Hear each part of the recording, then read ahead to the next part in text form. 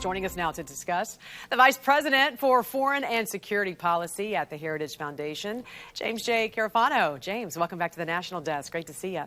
Good to be with you. And you've said this is a risky decision for the president to say that the U.S. troops are definitely withdrawing on the 31st. Tell us about the risks you believe are involved in this. Well, this is likely the first of three crises that are going to probably plague President Biden through the remainder of his presidency. The first one is a hostage crisis.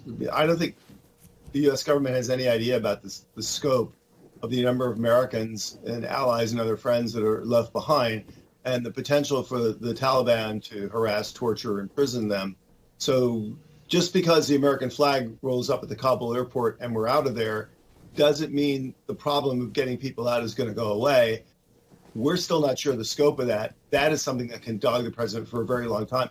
And then there's a series of other problems that will follow on right behind that. Well, the president did direct the Pentagon and State Department to have some contingency plans should any adjustments need to be made before August 31st. But we are less than a week away. How soon would President Biden need to authorize a change to the mission in order for those plans to be successfully executed? Yesterday. I mean, look, it's going to take them days to pull up the footprint at the airport. So that's already starting. So with the evac, even by the U.S. government's own statements, is already starting to wind down.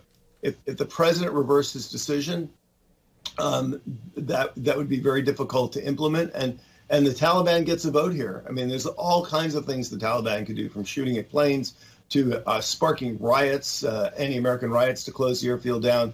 So he's in really risky territory. And then if it's going back in some other place and doing a different footprint, or doing some kind of an extremist extraction of going in and fighting to get people out, all these are just not good options. Also, James, we know the Taliban right now vowing to prevent Afghan citizens from reaching Kabul's airport to leave the country. A Taliban spokesman said, quote, "Our people, our engineers, our doctors, professors, and those who have been educated, the country needs their talent, and they should not be taken to foreign countries."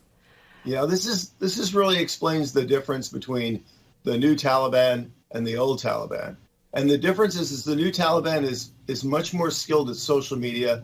They're much more skilled at talking to the Western press, and they're much more skilled at pushing our buttons. So this is all just propaganda. This is going to be a harsh, repressive, brutal regime, just like the old guys, but with a prettier face. And I think one of the great dangers is thinking that there's some kind of normalization going on here, that somehow these are people that we can deal with, because they definitely are not. Right, because they've painted themselves as reformed, as somebody who's going to be tolerant, as someone who is going to agree to what has happened the past 20 years and transpired there in Afghanistan, that they're going to keep that as the status quo.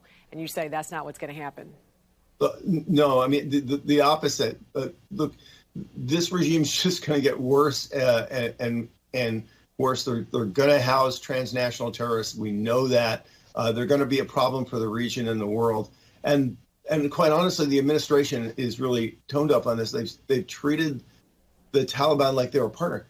They invaded a country and they overthrew a legitimate government. But by definition, they're freebooters.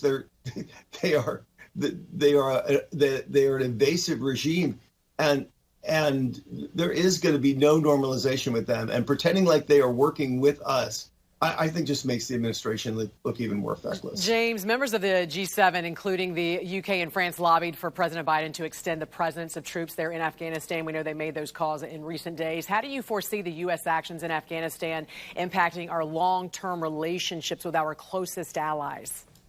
Well, look, there's no question that it's strained the relationship. There's no question that Biden's tour running around the world saying America is back, America is engaged, we're going to consult with you, everybody sees that as just not true. They have grave questions about Biden's leadership. And look, I've talked to several different folks from several different countries and governments in the last 24 hours. They're already looking past Biden and coming and saying, well, who else do you think is going to lead the country? And are we going to get better policies from them? They already have looked at this administration, which has been in office for 7 months and came into all this fanfare, as a failure. James J. Carafano, we've run out of time, but great to get your expertise and talk to you this morning about this and get some more insight. We appreciate you joining us here on the National Desk. Thanks for having me. Thanks for watching the Heritage Foundation's YouTube channel. With more than 500,000 members, we are the nation's largest conservative research and education institution. We believe the principles and ideas of the American founding are worth conserving and renewing. Please help us further our mission by subscribing to this channel and sharing our videos with your family and friends.